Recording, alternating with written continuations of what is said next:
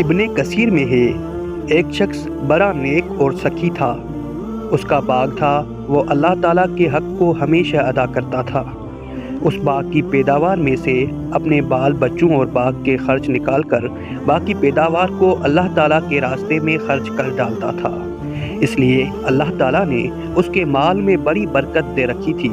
اس کے انتقال کے بعد جب اس باغ کی وارث اس کی اولاد ہوئی تو باپ کے اس خرچ کا حساب کیا تو بہت ٹھہرا۔ ان لوگوں نے آپس میں مشورہ کر کے یہ طے کیا کہ حقیقت میں ہمارا باپ بڑا ہی بے وقوف اور نادان تھا جو اتنی بڑی رقم مفت خوروں، غریبوں اور مسکینوں کو بلا وجہ دے دیا کرتا تھا۔ لہٰذا ہم ان غریبوں کے حق کو روکیں اور ان کو کچھ نہ دیں تو ہمارے پاس بہت مال جمع ہو جائے گا اور ہم سب مالدار ہو جائیں گے۔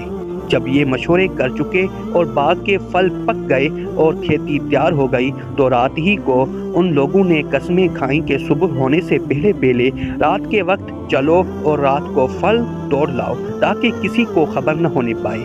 چلتے وقت پچھلی رات کو ایک دوسرے کو جگاؤ اور چپکے چپکے دبے پاؤں چلو تاکہ آس پاس کے غریبوں کو خبر نہ ہونے پائے کہ آج پھل توڑنے کا دن ہے، ورنہ اپنے باپ کے دستور کے مطابق مجبوراً کچھ نہ کچھ دینا ہی پڑے گا۔ یہ سب منصوبے بنا کر کانا پوسی کرتے ہوئے باغ کی طرف چلے۔ ادھر ان کے پہنچنے سے پہلے ہی اس باغ پر خدا کا عذاب آیا اور آگ نے جلا کر خاکستر کر دیا۔ نہ وہاں کوئی درخت رہا اور نہ سرسبز لہلہاتی کھیتیاں رہیں اور نہ پھل پھول رہے، سوائے راکھ کے جلتے جھلتے ڈھیروں کے سوا کچھ بھی نہ تھا۔ ایسا معلوم ہوتا تھا کہ کبھی یہاں باغ تھا ہی نہیں۔ جب یہ لوگ وہاں پہنچے اور یہ ماجرا دیکھا تو ہکے بکے ہو کر رہ گئے اور حیران و پریشان ہوئے۔ پھر آپس میں کہنے لگے کہ ہم راستہ بھول گئے۔